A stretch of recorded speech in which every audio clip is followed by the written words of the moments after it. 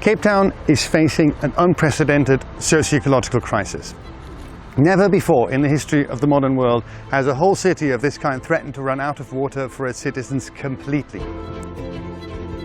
Cape Town residents have been told not to use more than 50 litres of water a day. That sounds like a lot to you. The water you use in your short morning shower is now literally all you have for the entire day in terms of daily bathroom routine. If it's yellow, let it mellow, and well, here is also if it's brown, let it mellow. Exactly. And for showering, the water goes into buckets and is used for something else. Hand washing is anyway out, and we're now in most bathrooms seeing hand sanitizers. Cape Town authorities are threatening to fine residents who exceed the daily usage allowance up to 10,000 rand. I spoke to a girl from Kenya and she was saying to me, I heard in your country you use fresh water for your toilets, and she started laughing. And I was like, that's interesting. Yeah, we do that. That makes no sense at all. Last week our water was cut off by 11 a.m. So we've been forced to go to the Newland Spring to get water. Last year in 2017 we had a third year of below normal rainfall that was unprecedented. It's hard to attribute specific events to climate change, but an increase in extreme events like droughts is what we are expecting from climate change.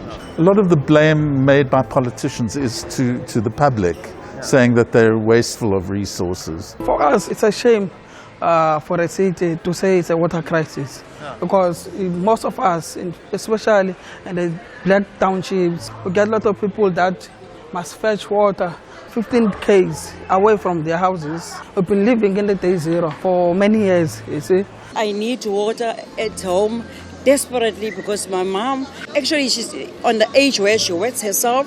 I must wash her thrice, and then how am I going to survive? It's very much worrying because we also rely on the tourists coming in and all that. How can we provide them with good quality hospitality and also good food when all of this is happening? We got like 50 liters that we can use.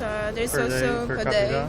Definitely don't use as much water as back at home. At the best of times we should be saving water, and we don't. The solutions that are at hand are kind of engineering solutions. Desalination plants which haven't yet been built. There is sufficient underground water in this region to help resolve the problem. The restrictions are not really geared to restrict the agricultural community, although that could happen in future. We probably will continue to consume South African wines, but the question is, will the South African people be able to consume water out of taps?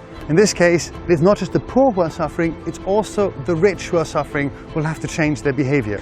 So maybe you could consider this a note from your future. What's happening in Cape Town now might soon happen to all of us in relationship to water, to energy, to air. We need to start solving these problems. We need to manage our resources more rationally and collectively, because otherwise it'll be day zero for all these central resources.